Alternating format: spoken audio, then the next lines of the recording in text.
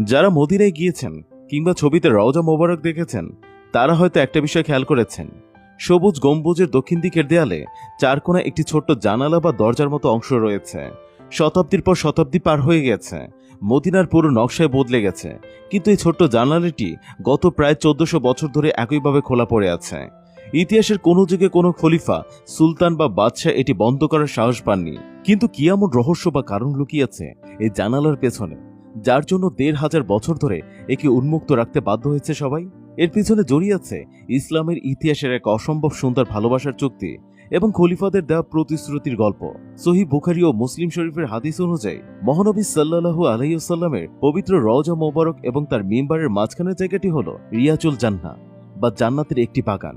এই পবিত্র জায়গার ঠিক পাশেই ছিল উম্মুল মুমিনিন হাফসা রাদিয়াল্লাহু আনহার ঘর। ইসলামের দ্বিতীয় খলিফা হযরত ওমর রাদিয়াল্লাহু আনহুর শাসনকাল 17 হিজরি। যখন মদিনায় মুসলমানদের সংখ্যা হু হু করে বাড়তে থাকে, তখন মসজিদে নববীতে নামাজ পড়ার জায়গা ছোট হয়ে পড়ে। মুসলমানদের ভিড় সামলাতে খলিফা ওমর রাদিয়াল্লাহু আনহু ঐতিহাসিক এক পদক্ষেপ নিলেন। তিনি মসজিদে নববীকে চারদিক থেকে বড় বা সম্প্রসারণ করার উদ্যোগ নেন। মসজিদ বড় করার কাজ শুরু করা হলো। তখন নকশা মেলাতে গিয়ে দেখা গেল রওজা মোবারকের ঠিক পাশেই থাকা উম্মুল মুমিনিন হযরত হাফসা রাদিয়াল্লাহু আনহার ঘরটি ভেঙে ফেলতে হবে। হযরত হাফসা রাদিয়াল্লাহু আনহা ছিলেন খলিফা ওমরের নিজের কন্যা এবং রাসূল সাল্লাল্লাহু আলাইহি ওয়াসাল্লামের অন্যতম প্রিয় স্ত্রী। নিজের প্রিয় স্বামীর স্মৃতি বিজড়িত ঘর এবং তার রওজার সংস্পর্শে থাকা সেই হুজরা বা ঘর ছাড়তে তীব্র অস্বীকৃতি জানালেন হযরত হাফসা রাদিয়াল্লাহু আনহা। রাসূলের বিরোহী স্মৃতিঘর ভেঙে ফেলার কথা ভাবতে ওনার মন কোনোভাবে সায় দিচ্ছিল না। পরিস্থিতি যখন বেশ জটিল আকার ধারণ করলো, তখন হযরত হাফসা রাদিয়াল্লাহু আনহার ভাই হযরত আব্দুল্লাহ বিন ওমর রাদিয়াল্লাহু আনহু একটি চমৎকার সমাধান নিয়ে এগিয়ে এলেন। তিনি ঠিক পাশেই নিজের একটি বাড়ি বোন হাফসাকে দেওয়ার প্রস্তাব দিলেন। কিন্তু হাফসা রাদিয়াল্লাহু আনহা সেই বাড়ি নিতে অত্যন্ত আবেগঘন ও কঠিন একটি শর্ত জুড়ে দিলেন।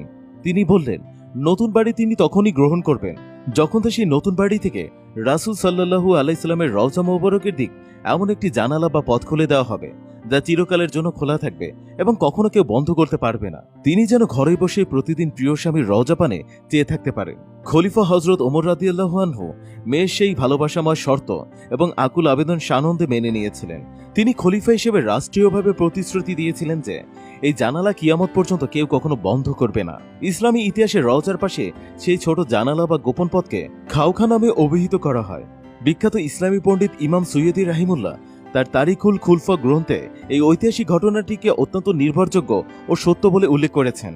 পরবর্তীতে উমাইয়া, আব্বাসি, ফাতেমি কিংবা অটোম্যান সাম্রাজ্যের বড় বড় শাসকেরা যখন মদিনার শাসনভার হাতে নিয়েছেন এবং মসজিদে নববীর বড় বড় সংস্কার করেছেন, তারা প্রত্যেকেই খলিফা ওমর রাদিয়াল্লাহু আনহু